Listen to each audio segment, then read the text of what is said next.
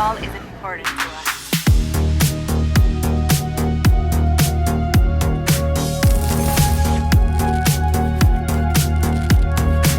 Hello and welcome to tonight's show. You've arrived at your destination. Connecting. Hi guys, welcome to Glitch in the Code here on iconic.com. I'm here with Neil Hague, artist Neil Hague. You'll probably see some of his work on David Icke's books, but there's a wealth of knowledge that Neil has. So I thought I would jump on here and talk about the occult backgrounds of art, but I also didn't realize that how much Neil knows about Gnosticism, Cathars, Gnosticism and Cathars all mixed together and how it all melds all into one. So I didn't realize how the depth of knowledge that you had and over 30 years of looking into this. So guys, I'm going to be basically sitting under the learning tree for this one because this is all new to me. So Neil, thank you for taking the time to speak to me. Let's start off. So when was the moment that you had your kind of glitch in the code moment and you thought the world was nothing like you thought it was previously? My goodness, Richard, that was 19. That was, I reckon it was, there's two things with me. I was always, as I was young, when I was young, I was always aware that the world was odd. That's the first thing. So I knew there wasn't something quite sitting with me. I felt different all my childhood, like a bit weird, you know, like I was out of sorts. And I had a background and upbringing that was really kind of spiritual in many ways, but not religious, to keep it simple. And then as I got into I kind of forget it through your teenage years, and I got into my 20s, and I used to work in London as a book designer, which I still do, you know, when I can. And I kind of one day was late for work. And it's interesting because I was late for work, and the scenario got crazier and crazier to a point where I remember walking down Neal Street in Covent Garden, and there used to be a beautiful bookshop there called East Street or something, kind of books with a really bright red front to the shop. And there was a book that jumped out at me. It just literally jumped out of the window, and it was an American Indian book on mythology.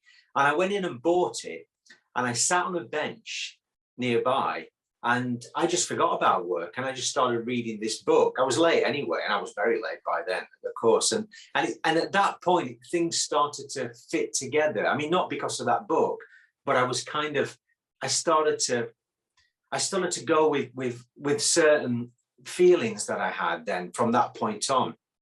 And then there was a later period when I was, I got involved with David's work, where there were so many synchronicities just before that and during that early period that I just could never, ever, ever go back to the place I was at before. You know, it was impossible. And I was seeing too many things, understanding too many new things.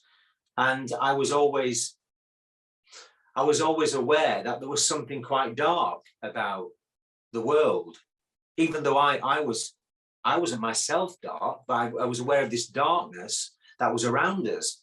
And you know, one of the things that connected me with David all those years ago was a painting, of course. So, you know, and that's how it started originally. I was wanting to be an illustrator, leaving graphics behind, you know, started to channel things, weird shit. Things kept coming through, paintings, illustrations. And then I discovered people like William Blake, you know, who I felt I had a real strong connection to. And then I realized after a couple of years of living in London in the 90s, that the actual studio that I was working through on Beak Street was actually just a block down from where Blake was born. And when we moved studios to Poland Street, round the corner, we moved to the same floor, the same area where his brother lived. So I was kind of following Blake around in my early 20s, which was now looking back, it was bizarre, really. And I got into a load of stuff, you know, and not least Blake's art and illustrations, and other artists as well. I mean, we can talk about all that if you like, but, you know, it just absolutely, for me, it was like one thing after another. And my whole life, I felt like a free spirit, constantly disconnected from the so-called illusion, or what we consider real life, to my own detriment in many ways. You know, I did a ridiculous thing a couple of years ago. I got involved in. I met a friend of mine said, put my name forward for something in mainstream press to do with angels, and I put this. I went down to the Daily Mail and I had my photograph as an angel. I mean, it was all, I was just going with the flow as I always do. And as journalists do, they interviewed these 4 guys, I was one of them. And it was in the Daily Mail. And now I look back, I laugh because I think we all look like Bee Gees. You know, we all look like the cover of the, what's it called? I forget the name of the album now, but you know the one all about heaven anyway, the Bee Gees album. So, but the journalist said, oh, Neil believes his spiritual work is so intense that he can't hold a relationship down, which I thought was I never said that. That was terrible, you know. So I was a bit of this kind of fool-like character all my life as well, Richard. So I was kind of stumbling across things, meeting American Indians, meeting other people, you know, like David, and it was kind of a kaleidoscope, a mishmash of things, and I just seemed to absorb information and then translate it through my art very easily, or I would channel stuff directly outside of the matrix as such, and it would come through. And the amount of people that have contacted me over the years and said, God, how did you put that together? Or that's exactly how I saw it. Or so you're kind of channeling this collective consciousness. So I was almost destined to do that in many ways. Do you know what I mean? It was kind of, I couldn't help myself.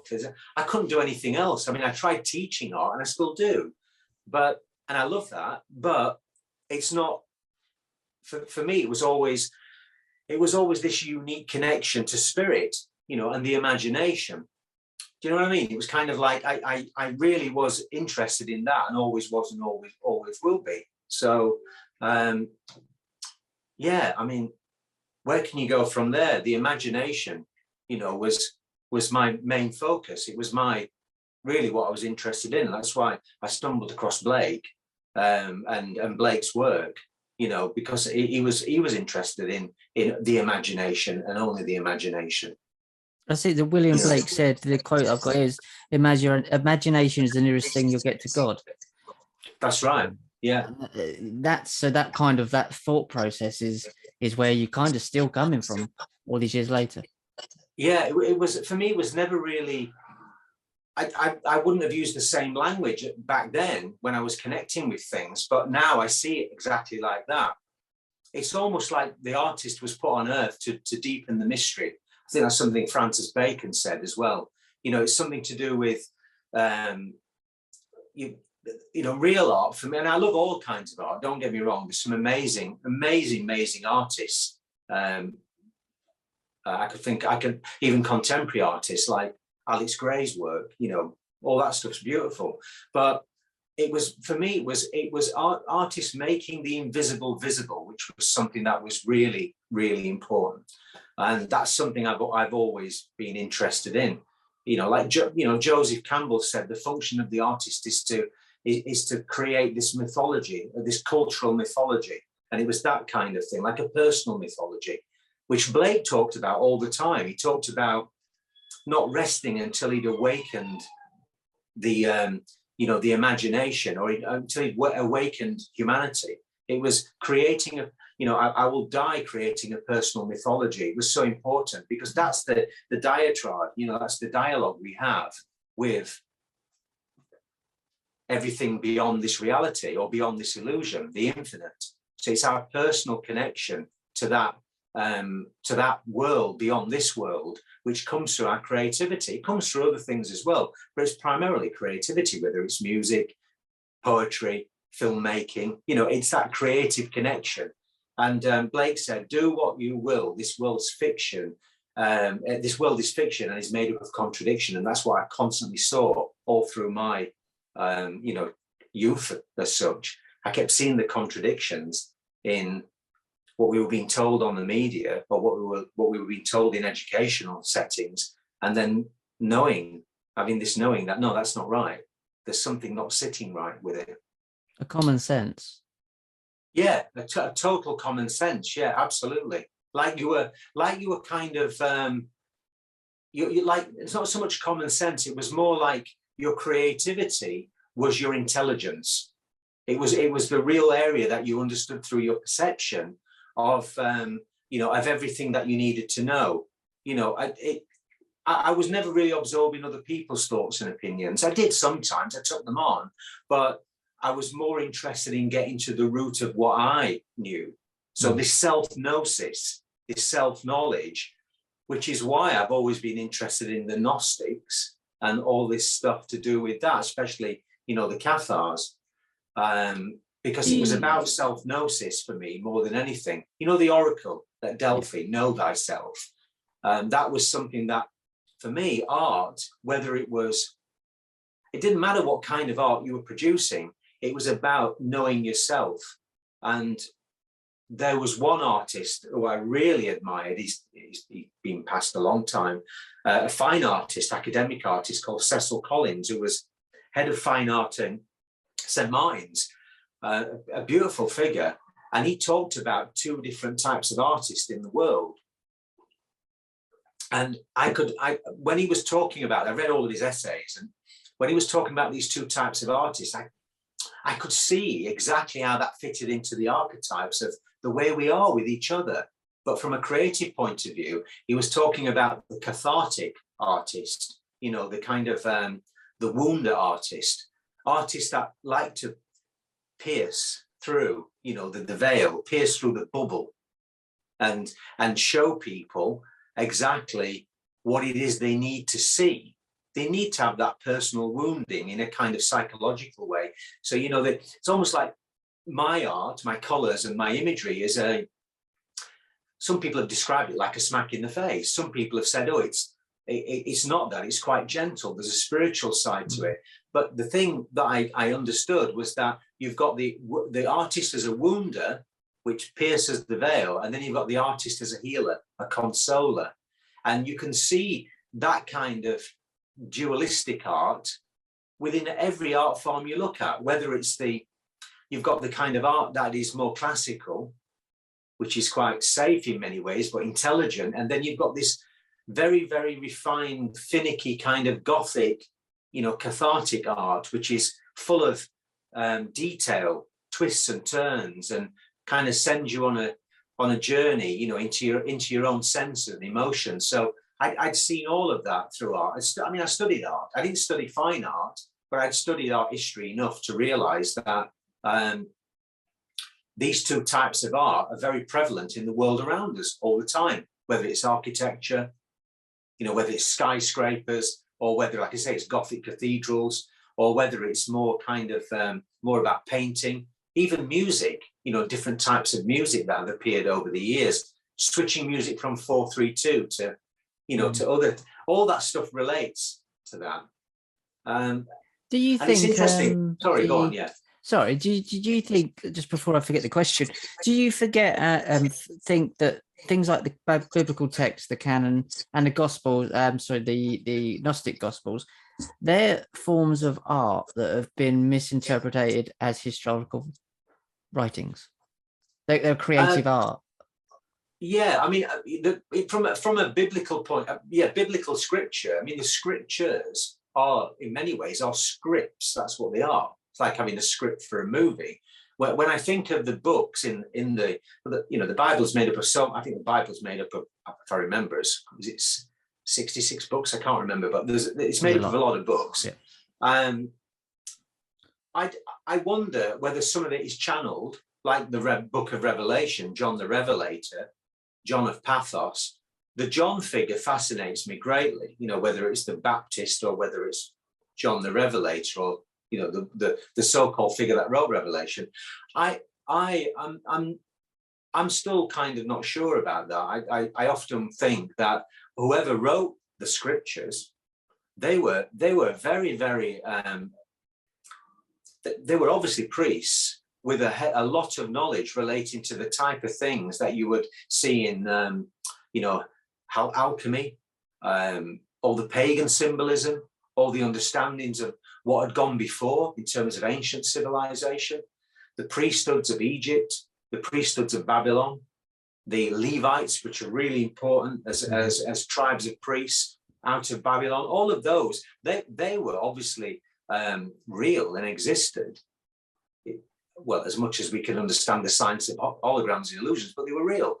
And it's fascinating because when you look at the hieroglyphs as art, say, in Egypt, I was saying this to somebody the other day, I don't see a language that we could even ever comprehend. I mean, I love how the academics try and take this apart and say they formed a common kind of Rosetta Stone structure for the understanding hieroglyphs. That may well be, and I wouldn't dispute it, but what I'm looking at is a pure alien language, one that is alien to our current programming. There's something very different either about those people or about their priesthoods that put those together.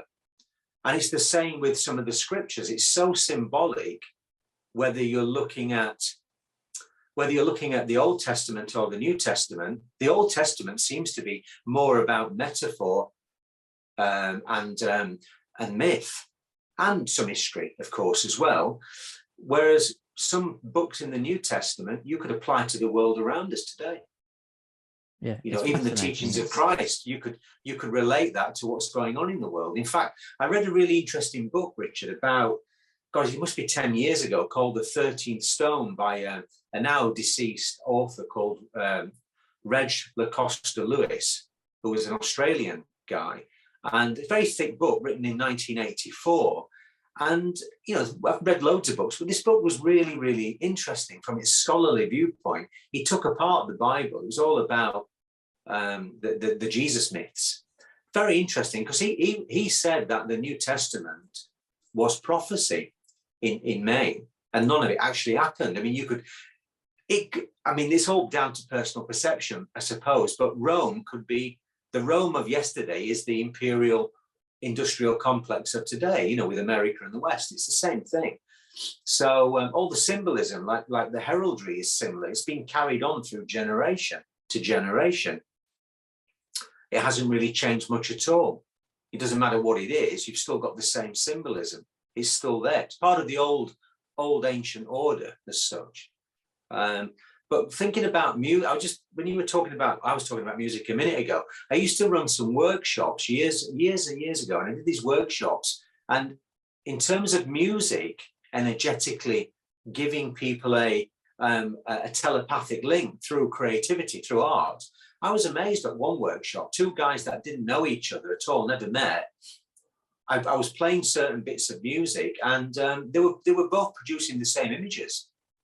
I mean, literally sitting at other sides of the hall, not even looking at each other. So there's something to do with the collective and the connection between, you know, whether it's myths or scriptures or music, it's all part of the same thing. You know, it's all part of the same understanding of whether it's left brain, right brain activity, or whether it's just something that's of a higher consciousness. For some reason, it comes through when we lose all the control structures. It starts to filter in. So I don't know, going back to what you said about the Bible, I think some of it is channeled. It was completely channeled. And I wonder whether or not a lot of it is also just control mechanisms. It's just about controlling people psychologically, like we've had with COVID for 2 years. It's all about psychology. Because I know you're very kind of like into the Gnostic stuff, and I find that fascinating. And the idea of the Matrix films is obviously quite connected to what we know of the Gnostics. Obviously, we're only being told the victor always writes the story, so we only know so much. Yeah. Some of the Cathars. But do you think like the Gnostic kind of text was kind of a reaction to the Orthodox Christianity, in a sense of that is horrific, I don't want to, that this is kind of a reaction to that? And what is it about the Gnostics that you find so like fulfilling and fascinating? Well, the thing about the Gnostics, it's not so much that you've got to remember where the Gnostics originally, the actual understanding of Gnosticism came from the ancient Greek period, probably then filtered into what we understand as Manichaeism, which was just around 150 years after the so-called death and resurrection of Jesus, is to put an historical connection to it. Sure. And the prophet Mani, who was followed like a Jesus figure in Iraq and around those areas, he was kind of this figure was supposedly responsible for the writing of some of these books, like the Book of Giants and the Psalms. Even they talk about some of the books coming from an earlier period, and they may well have done, but the Gnostic kind of consciousness, train of thought, and the way in which the world was seen by the Gnostics, I think was always there. It's not something that arrived after Christianity, or it was there before Christianity. And I think it married comfortably with what was ascribed to the teachings of Christ, because in the later Cathars, the Bogomils, the Cathars, and all of these sects and groups that flowered several centuries after the early fathers, Christian fathers, through Armenia, through Bulgaria. The capital of Bulgaria is Sophia, which is the Greek, the Greek understanding of wisdom, which is in the Gnostic teachings. These were almost kind of like, in many ways, that they carried the spirit of Gnosticism, of the Gnostics, but they were also very much influenced by the early Christian teachings, which was very Gnostic in its understanding. No, I mean the so-called preaching of Jesus and all the scriptures talking about know thyself and the kingdom of heaven is within, and all that stuff is from the Dead Sea Scrolls. It's from the Apocryphon of the Archons. It's from the Gnostic understanding of reality. And I'm not, like I say, I'm not an expert on Gnosticism, but I've understood enough of it to tell you that wherever the Gnostics or that consciousness came to the surface throughout history, no matter where, predominantly in the Occitane in France is where it was really noticeable because of the nature of that place. It was always cut down. It was always shut down, cut down historically. Do you know what I'm saying? It was it wasn't allowed to flourish at all. And the reason for that, I think, is because if it had been allowed to flourish, then you would have had a very different strain of Christianity to the one that was chopping it down, which was Roman Catholicism. There's so much in Roman Catholicism which was stolen, really, especially in that period. We know it was stolen from pagan belief because of the Roman pagan connection, especially, but a lot of it was stolen from that period as the Inquisition kicked in, from that period under Innocent III in southern France, in northern Italy. The Eucharist, the breaking of the wafer and the wine in the church. There are several stories of that being taken from the Cathar Consolidatum ceremony, which happened many years before that was even invented. It was almost as though there was a threat to the hierarchy and the control structure back then.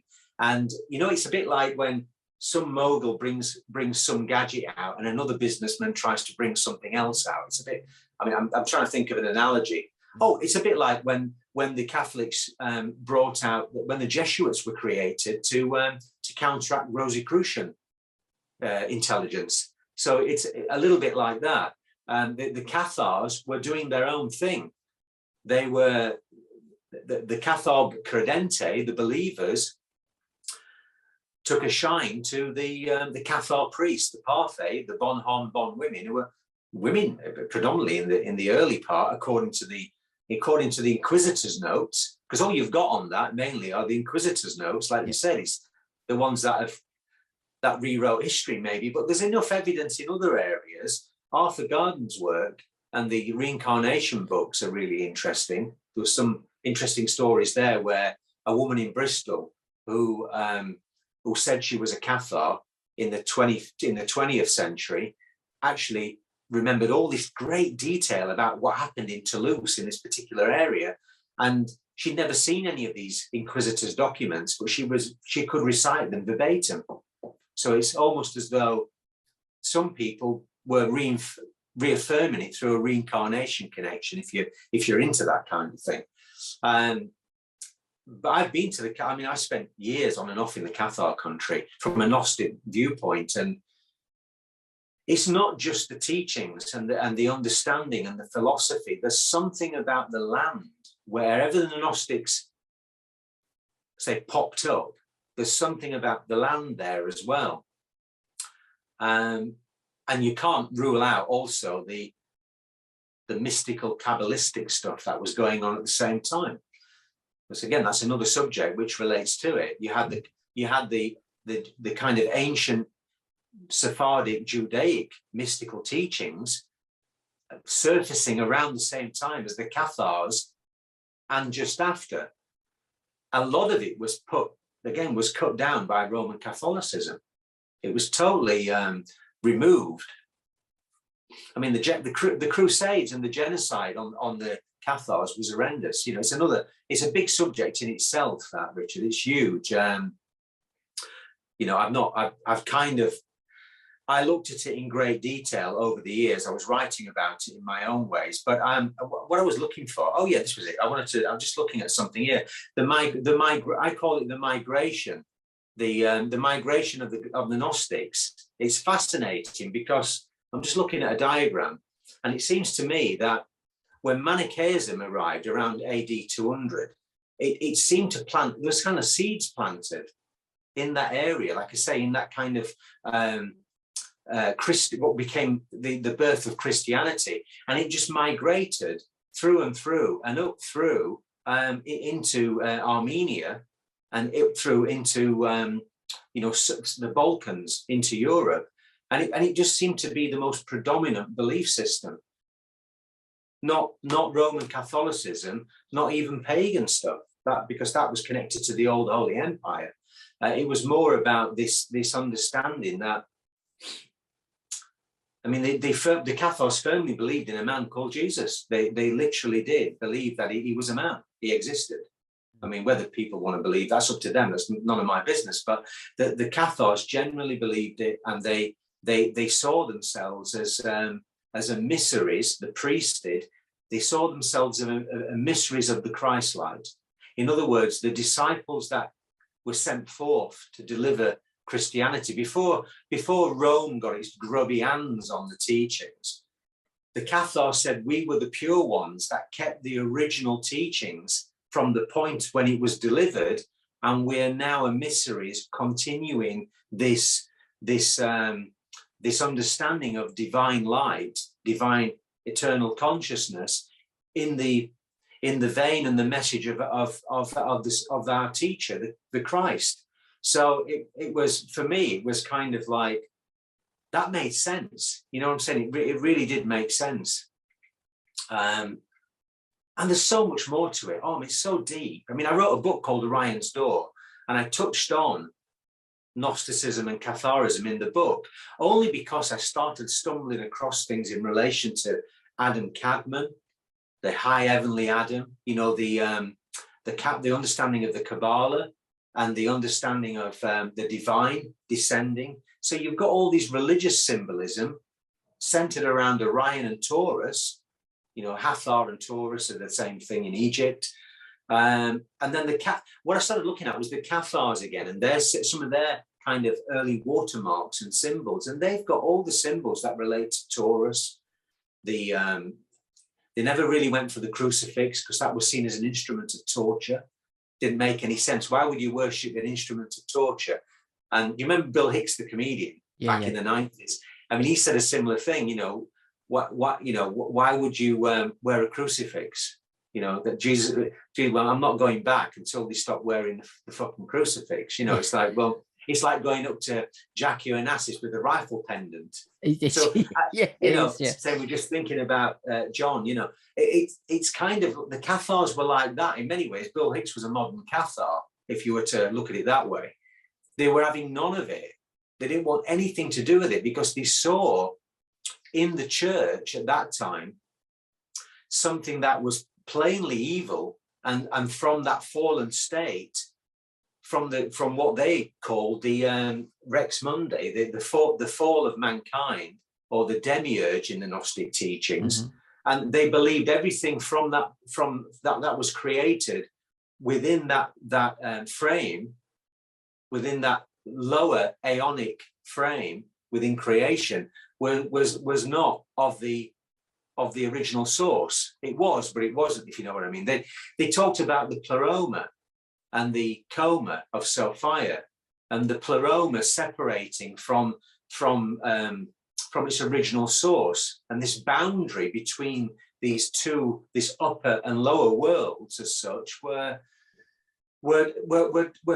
transcribed into in the Dead Sea Scrolls, in the Apocrypha of the Archons. They talked about the material world being in shadow and darkness, and that the empire of the creator, the demiurge, was in shadow and darkness. Therefore, everything in the material world to the Cathar Gnostics was not of the creator, the true creator.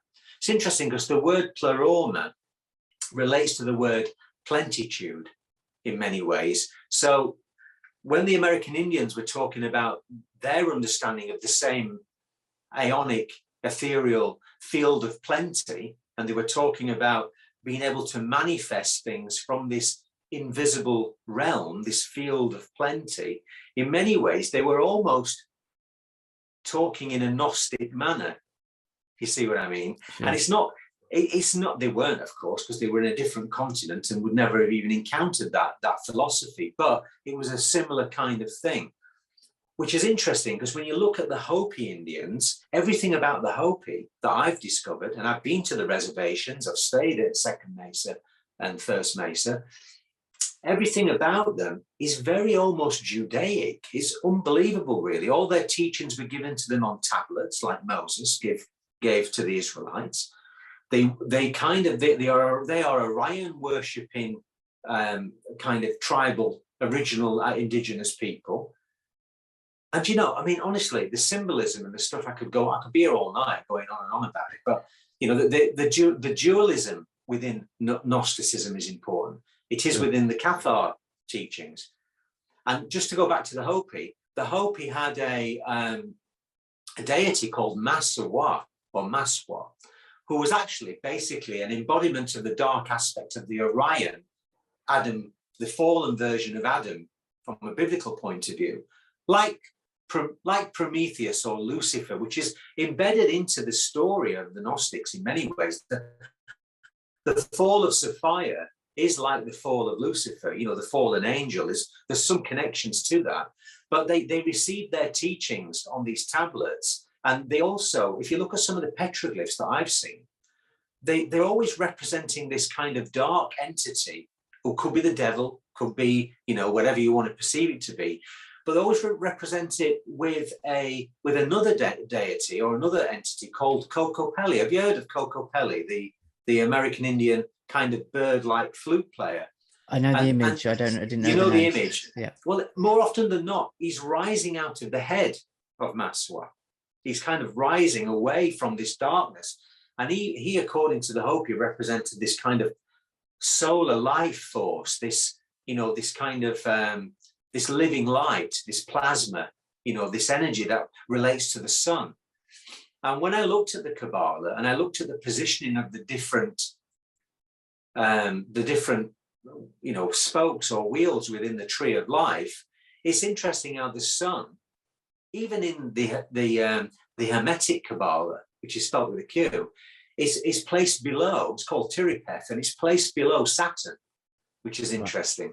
It's not above Saturn; it's below Saturn. So there's something that they understood, the priests, even back then, that this dark force, Maswa, was a connection to everything that was fallen, the Saturnian, and had a point of origin, quite possibly connecting to the corona, the crown, which is connected to the Orion constellation.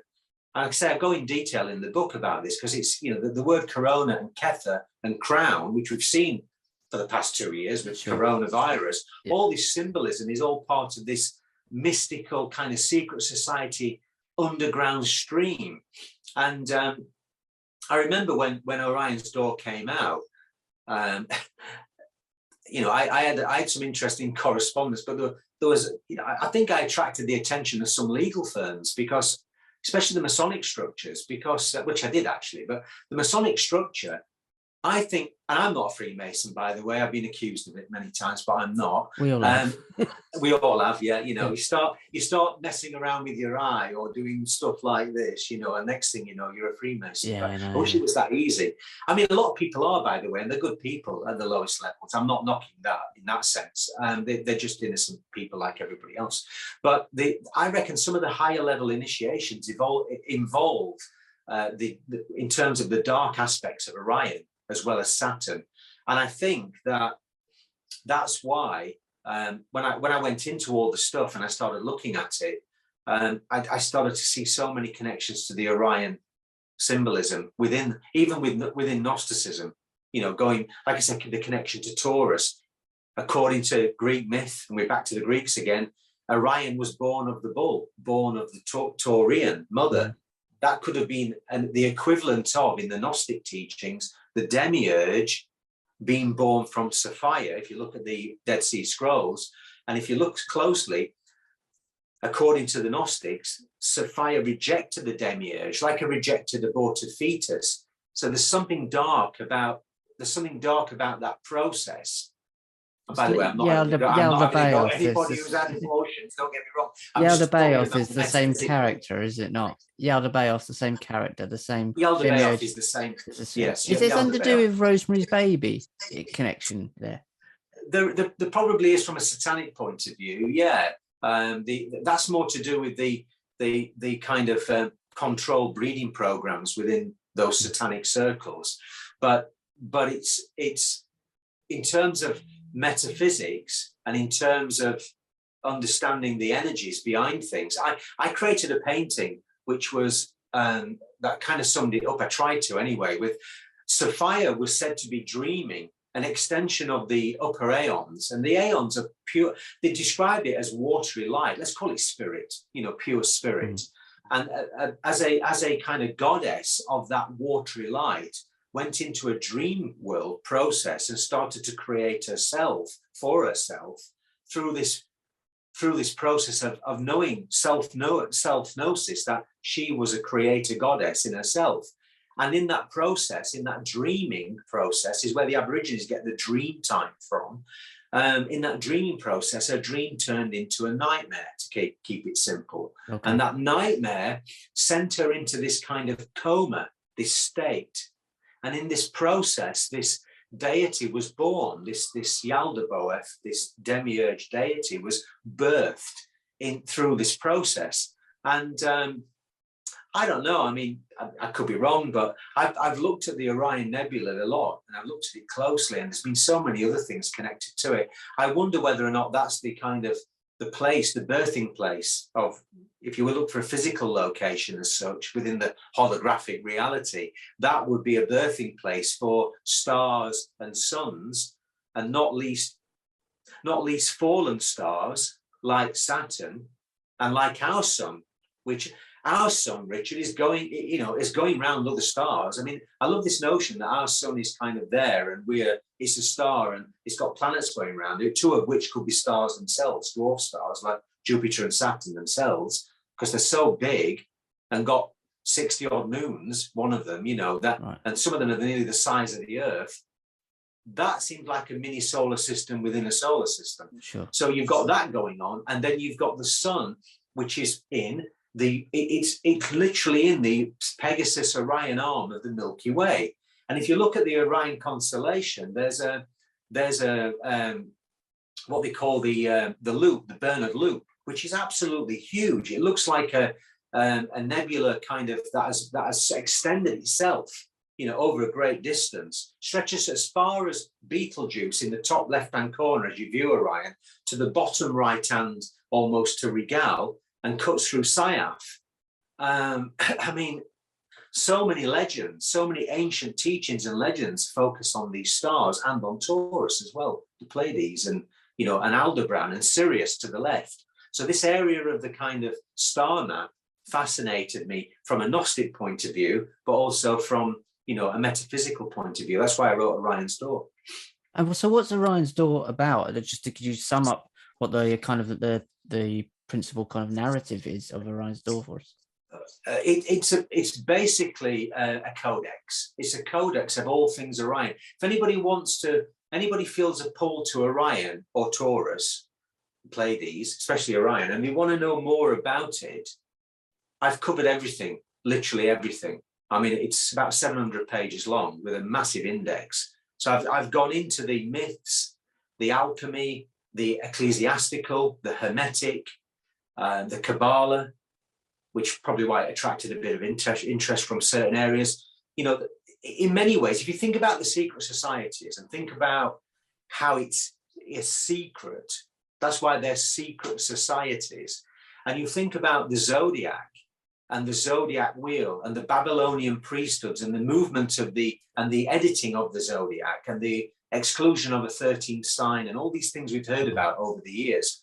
Well, Orion is not recognized as, of course, as an astrological sign, but it sits comfortably between Taurus in Gemini around that May area of the zodiac for that particular period. And it's a hidden but powerful blueprint that maps the ecliptic and maps the whole of the pagan wheel through the sun and the moon, of course, which are also markers, the solstice, the equinox, the Holly King and the Oak King, you know, the birth of John the Baptist around the summer solstice and the birth of Jesus around the winter solstice are both major Masonic symbols that relate to the feasts of St. John and all these other things. And it's all relates to mapping the zodiac, but with this kind of hidden eye that is looking at this zodiac and mapping it in a way that is more energetic and hidden as a blueprint rather than a physical thing.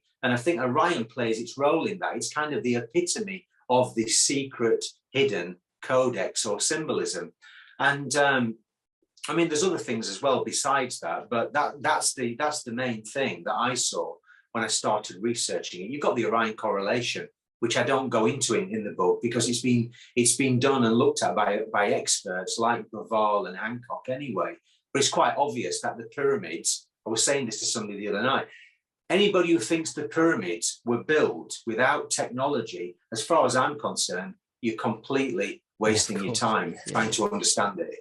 So where did the technology come from? You know, why are they aligned with these correlations like Orion and Leo, the lion?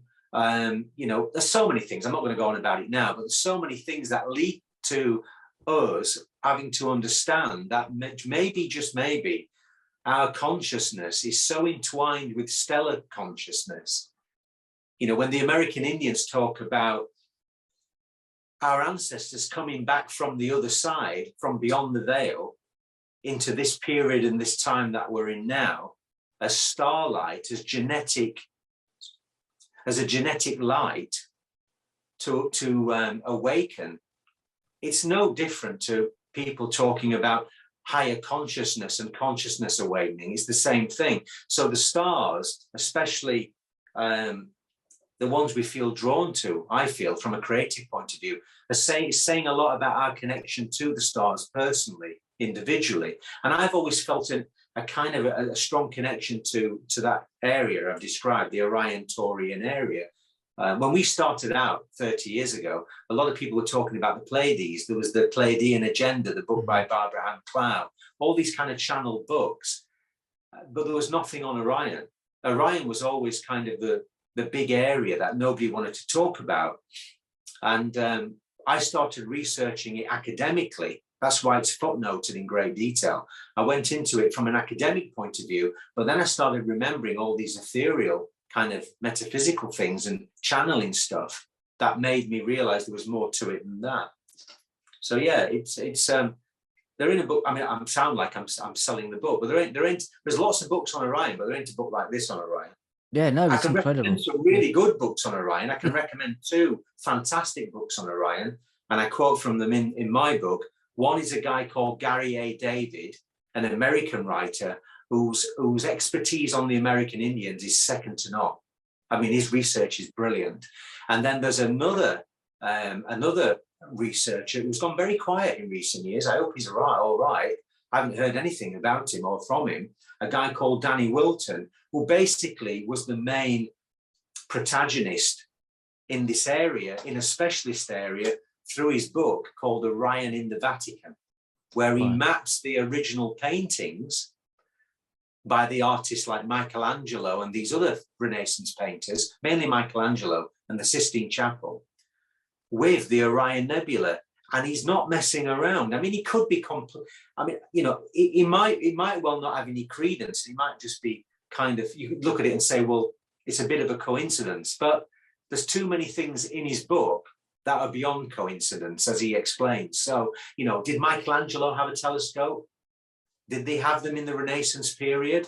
I think they might have done. The brotherhoods that I've looked at through art were all working with this underground stream, which was always decades, probably 5 decades ahead of the public surface level of reality.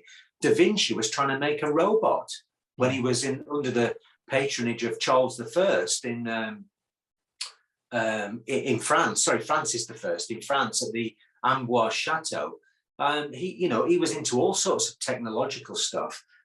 But Michelangelo was either channeling this stuff, because when you look at the creation of Adam on the Sistine Chapel, the creation of Adam Cadman, Adam Ptah in Egypt, Orion, Osiris, it's all the same stuff, the same symbolism. You know that image of the two with the 2 fingers? Sure. You know, the God and the creation of Adam. Well, your listeners will probably know this, but God as such in that painting is actually circled by a brain. It's the shape of a brain.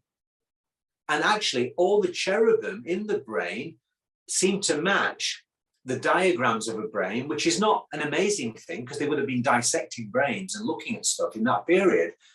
But it gets worse than that.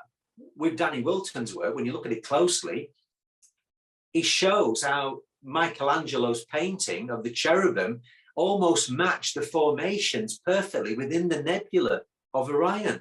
It's almost as though they either were looking at the Orion Nebula back then, or they purely just intuited it. So it's almost like he's kind of like drawn a dot to dot. Dot to dot, like a dot connector. Yeah. Yeah. And made a picture out of it. What he's done, he's mapped it with technology. He was a research, I think his background was in research analysis. So he's not messing around. He's mapped the stuff in a very detailed way. I recommend anybody go and buy it. It's an ebook. It's not expensive. It's called Orion in the Vatican. I bought it and I was like, oh wow. I listened to a couple of videos, but I thought this is interesting. This kind of coincides with what I was doing. And I've not really mentioned Danny Wilton in the book at all very much. I've quoted from him a couple of times, but I've not shown any of his work for copyright reasons. But it's a branch of the subject which is really specialist, but it reinforces the ecclesiastical secret society understanding of the stars, which was way ahead of the mainstream at any point, at any time, just like NASA today. I mean, the NASA logos for the Orion, for the Apollo project, the Apollo mission. I mean, the original badge had Orion in it. Why would it have Orion in it? It had the sun and the moon, Apollo and Artemis, and Orion in the background. And the reason for that is because when you look at the Greek myths, Orion was the lover of the moon at one point. I mean, this is kind of the time of what I call in the book the age of Orion, the age of giants, because Orion was also a giant in Greek classical myth. He was the ultimate warrior, hunter giant on earth, could kill anything. But his lover was Artemis, and the downfall of Orion was a collusion between Artemis and Apollo. So that became the Apollo mission. You see why they put the Orion symbol on the, so you know they know all about this stuff. I mean, it's not whimsical. It has more depth to them. They abandoned the Constellation project anyway, but they had intentions of going to Orion at one point. NASA.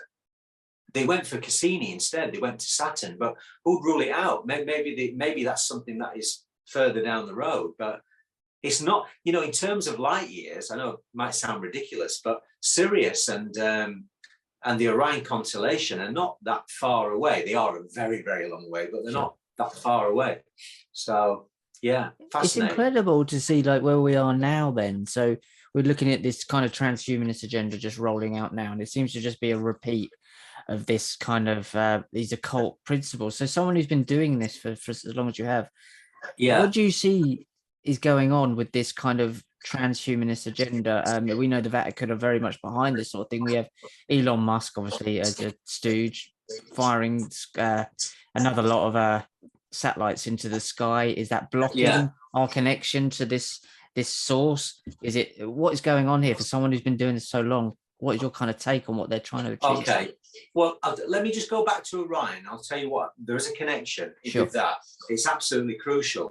I wrote in the book, there's a chapter called Ancient Future Gods, and it's called that for a reason, because I kept stumbling across in the myths, and I was looking at the subject in general, stumbling across this reference to ancient robots.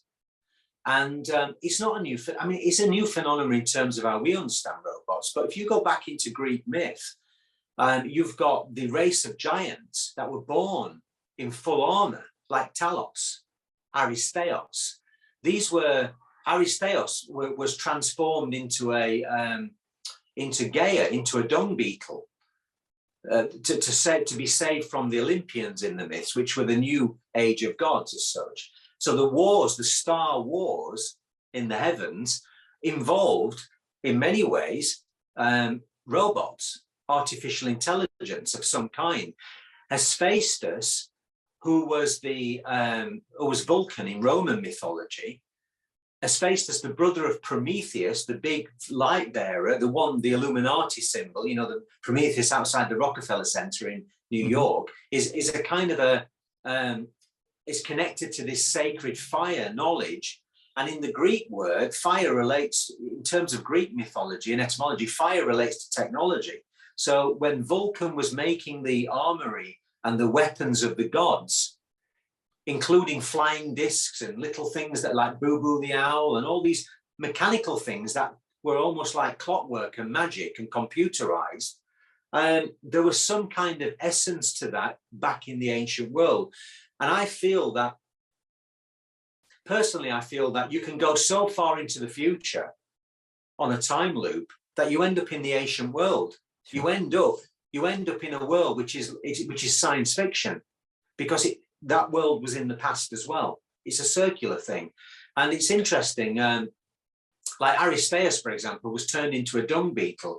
And if you picture a dung beetle in your head and you think about the blackness of it, the black beetle, and you think about the Darth Vader, the transhumanist looking Darth Vader character, people like Lucas and these filmmakers have all been inspired by this kind of understanding of ancient future gods, Star Wars, transhumanism, the race of gods in full armor, and it goes on and on and on. Do you remember the Westworld? Yes, yeah. We watched it recently. It's clearly the Solomon's Temple being rebuilt. To me, totally. They used his son's name, did they not, for the machine? Yeah, they did. I only saw the first series with the Anthony Hopkins figure, who was clearly the demiurge, kind of an architectural figure, and the whole idea of the Redeemer and the woman being the kind of the Luciferian Prometheus-like figure, Sophia-like figure, that ends that reality and another one starts. Westworld was brilliant for that. I'm trying to think of there was others as well. There was a movie called Alita. Do you remember the Battle Angel about 3 or 4 years ago? Because in the book, for the last 2 or 3 chapters towards the end, its subtitle is "It's all in the movies," and it is all in the movies. Sure. And it is all in modern day military industrial as well. Complex. That's why the DARPA Pentagon named their exoskeletons armor Talos, because it was based on all of that. And then, even the Shard in London. That shard thing? That's so symbolic. That all relates to this kind of imagery of the giants, the Aristeos, the dung beetle, the Electra, all of that stuff. So I was more interested in the robot side of things and AI, but that feeds into transhumanism. It's the same thing. Do you remember Samsung? They did a series of commercials, not that year, I mean, about a year or so ago, for the new Galaxy Samsung, and it had this kind of ancient warrior who was doing the poses of Orion with the bow, and all that stuff was all about a technological future that came from the ancient world. That's what they want to do. They're wanting to rebuild the age of Orion with a kind of galactic republic. I call it a cyber grid empire in the book. Other people call it, I've been a bit more creative with it, but people have called it the Internet of Things. You know, all that stuff feeds into it. But it's definitely influenced by a darker aspect of, I would say, what we would understand as non-human. It's definitely influenced by that, in more than we realise. Yeah, and you see my illustrations, Richard. They cover it. You know, before we kind of, we've only got a few minutes left. I mean, it's fascinating. I could watch all night. But what? So people are going to ask the picture behind it that's framed. Obviously, it's David in the middle there. Can you talk? The portrait. Can you talk us through that? Well, that's about 10 years old. Sure. That's the original. It's kind of, I did a couple of limited canvas prints. It's based on my trip to Peru with David and Linda and a few other people, and we were in that beautiful, trip that we went on, and we witnessed a whole range of things, not least the appearance of what was obviously an archon as it burst through the cloud. 30 people saw it. There's photographic evidence of it. David has put it in his books many times, and I've talked about it because it blew me away when I saw it. And that painting is called The Teacher. I call it the Teacher at the Gate of the Gods, because below him is the Amaru, the Devil's Gate, and then above is David as almost a kind of a celestial presence, with his lion-like background on one side and his very human side on the other.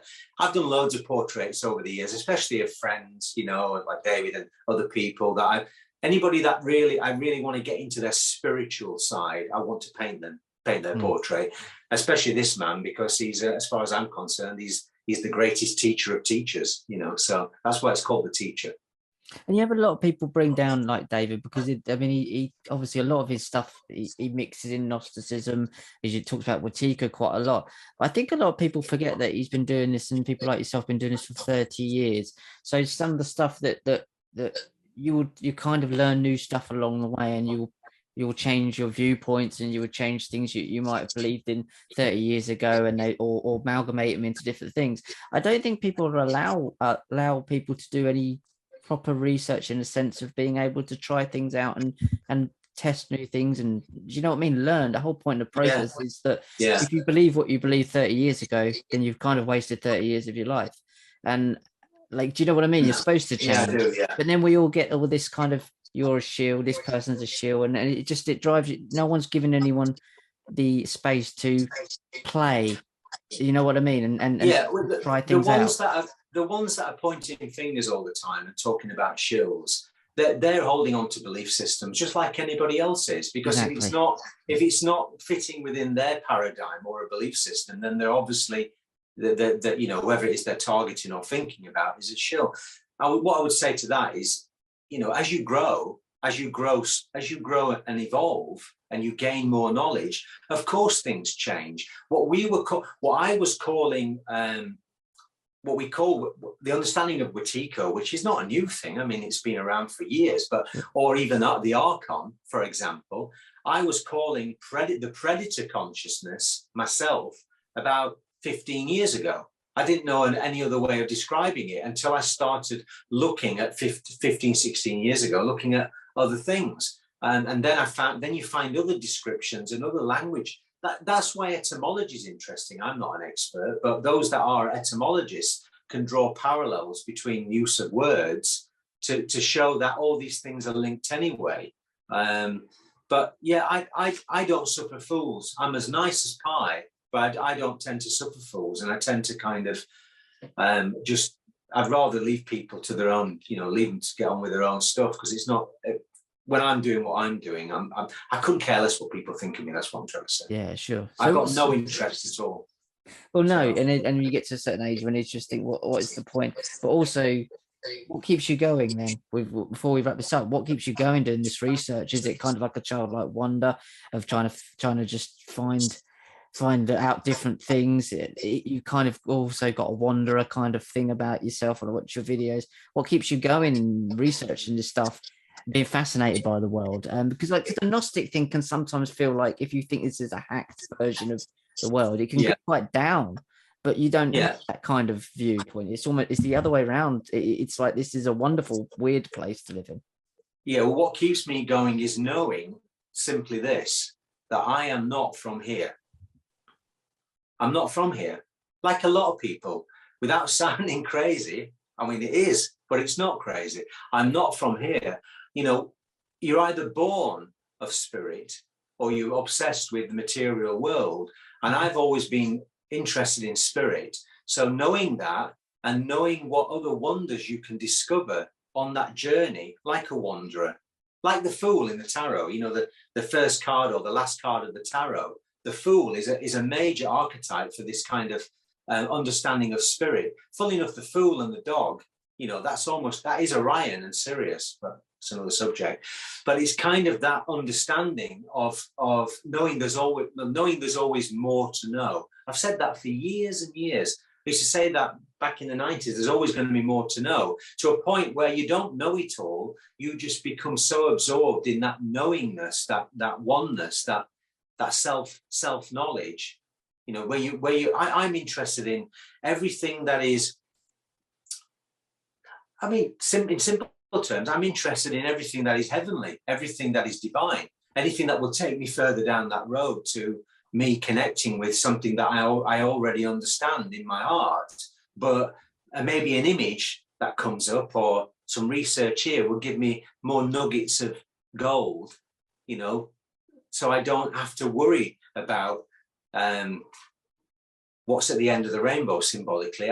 You're finding things that are around you all the time. There's always something to focus on. Is it like Hansel and Gretel? Like you're trying to find your way back home, and these are little. Yeah, you're kind of trying to from a spiritual point of view. But once you stop and you realize that you never really left that place, it's always been a distraction keeping you from going there or being there. Then that's when great art is made. Actually, that's when you sit down and you channel a really fantastic piece of art, when you really go into that kind of space. I mean, all artists need a muse of some kind, doesn't matter what it is, but really the muse is secondary to that inner working, that inner connection to a divine source, if you want to call it. Some artists don't have that connection. Some artists, some artists are members of secret societies. We've not talked about that. I've seen all that over the years. There's a major Masonic connection to the world of fine art, always has been, always will be. But I've never really been involved in it. I've kept myself as interested or at least interested in that as possibly as I can. So it's just about, for me, it's just about, as we said at the beginning, reconnecting with that childlike imagination. It might just be that we're all, it's funny, the other day, Richard, before I go, just one thing. I woke up the other morning, I've moved back to my childhood area, and I woke up and I was stood in the garden, and I could sense, I had this vibration in the air that reminded me of when I was about 7 years old and I was at school. And I thought to myself, why am I feeling that? And then it dawned on me, there is no separation in time. I could go back to that state of childlike essence at any time. But because I'd taken time to kind of connect with the world at that point and switch off from everything, it was a lot stronger for me. And I think that's what we do as creatives, or anybody, is that we have to sometimes we have to become still enough, to feel that moment. And then something will come through, that little golden nugget will appear, that bit of insight or information, and you go, oh yeah, and then you get on with your day. But we've got to make time for that. I'm always doing that as much as I can. I mean, we all struggle with stuff, but I'm always trying to find that connection. Yeah. And lately, it's been, it's been tough with all the shit that's been thrown at us, but you've got to keep at it. You don't give in. You've got to keep going with it, and that's what I've tried to do. Well, that's what I all this new stuff just keeps you in the material world and in the dense darkness of it all down here. So Neil, this has been great. We'll do it again because I want to talk about more of this occult art as well. And actually, this has been really good to get the background and understanding of where you kind of come from, what your kind of your feeling of the world is, and your kind of understanding of why we're here and what we're doing here, which is really what I'm interested in. And I think what we're all interested in is having these conversations about what we're doing here, where are we going, how did we get here, and let's all just try and enjoy it and share these ideas. So it's been great, and I really want to talk about the Freemasonic part of the art, but we can do that in a month's time. So we'll connect to another one. But where can people find your work and find out more about you before you go?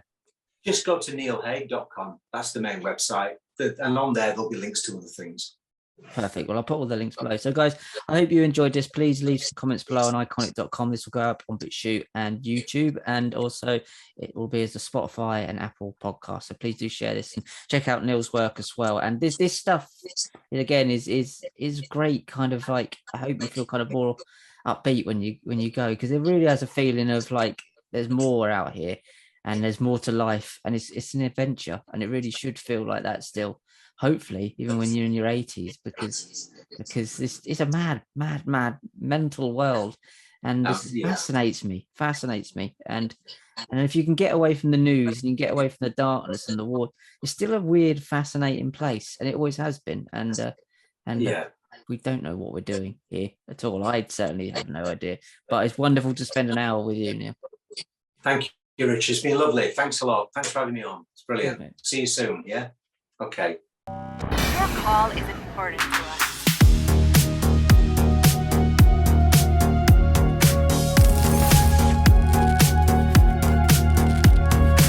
Hello and welcome to tonight's show. You've arrived at your destination. Connecting.